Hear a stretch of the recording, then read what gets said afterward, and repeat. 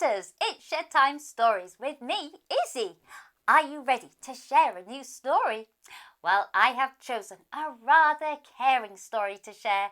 The title is Earth Takes a Break. If you have this book at home, you can read along with me. The author, the person who has written this story, and the illustrator, the person who has drawn all the pictures, is Emily House. Now, Earth is feeling rather under the weather, so she's taken herself off to the doctor's. I wonder what the problem is. Shall we read and find out? Earth Takes a Break. Once upon a time, not very long ago at all really, Earth was feeling extremely unwell. Her symptoms were getting worse and worse by the year, so she decided to go to the doctor. "What seems to be the problem?" the doctor asked as she took a seat. "Well," replied Earth, "I've been feeling in a bit of a spin for a good while now. Sometimes I feel as hot as a hot potato and I'm finding it hard to breathe. I can't remember the last time I smiled. To be quite honest, I'm feeling rather anxious too." "I see," said the doctor. "You do look a little under the weather. Let's check you over." The doctor took Earth's temperature. He said.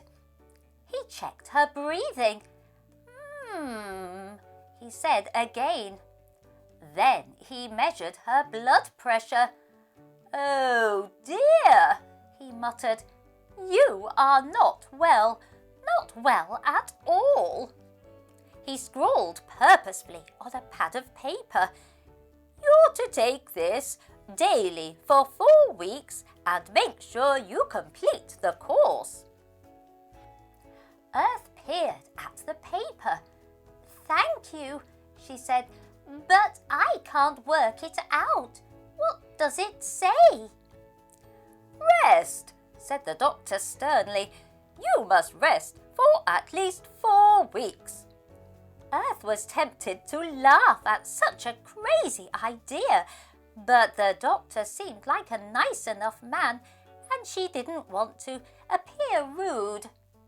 Instead, she said, "That's impossible. I can't do that. Everybody needs me." "All the more reason to take a break," said the doctor.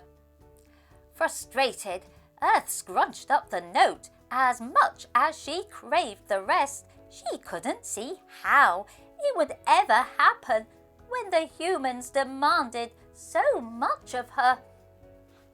After a restless night, Earth awoke the next day to a strange sense of quiet.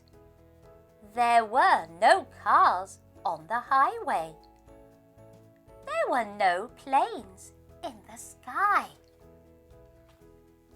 And there were no people in the parks, on the mountains, or on the beaches.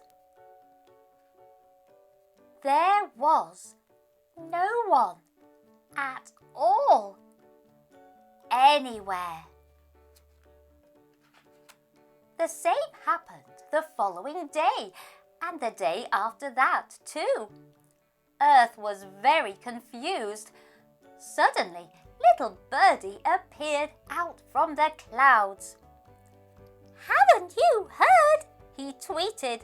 Little Birdie always knew everything first. "The humans are ill. They've been told to stay at home for a whole month. At last, we can have a rest." "I can't believe it," replied Earth. "It's just what the doctor ordered. And I get the whole sky to myself too," said little Birdie, fluttering away happily. Over the next few days, Earth enjoyed the peace and quiet. She took country walks. She relaxed with books and built 1,000-piece jigsaws.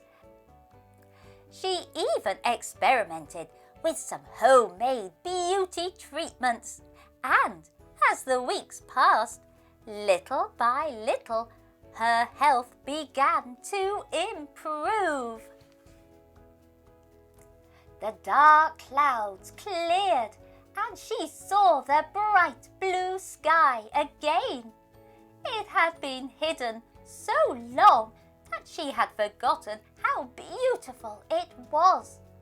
The trees blossomed and danced happily in the breeze.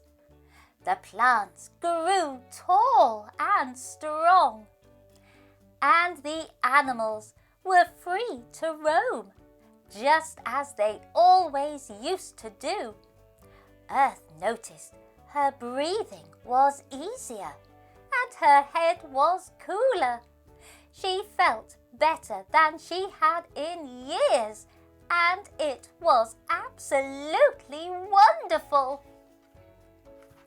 Finally, the humans were allowed outdoors again. Earth was pleased. Although they weren't always nice to her, she had missed them and their funny ways. The humans had missed her too, much more than they had expected. They could not believe how good she looked, and their time indoors had made them realize that they had not been treating her very well at all. "We are so sorry, Earth," they said. "We know we made you ill and we want to change our ways. We will do all we can to look after you." Hearing this filled Earth with hope, and she smiled a fantastic, beaming smile. "Thank you," she said. "I am still quite fragile. I need all the help I can get." And from that day on, the humans worked together to care for Earth like never before. Of course, they still made lots of mistakes. They were only human after all, and it was too late to fix some things, but they tried their very best to be good friends to Earth, which was all that Earth had ever wanted. What a beautiful story that was, and with a wonderful message of hope. Earth did the right thing, going to the doctors because she felt so unwell, and the doctor said all she needed was rest. How could Earth take a break? But she did. It happened. And didn't she feel so much better afterwards? This story was written during lockdown, when our world really did stop. There weren't the aeroplanes in the skies or many cars on the road. And our wonderful planet Earth flourished in ways that we hadn't seen for a long time.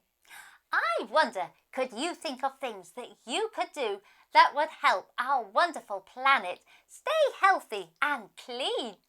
I hope you've enjoyed this Shed Time story, and if you want to, you can like, share, follow and subscribe to Shed Time Stories. Then you'll be ready for the next book we can share together. Bye-bye!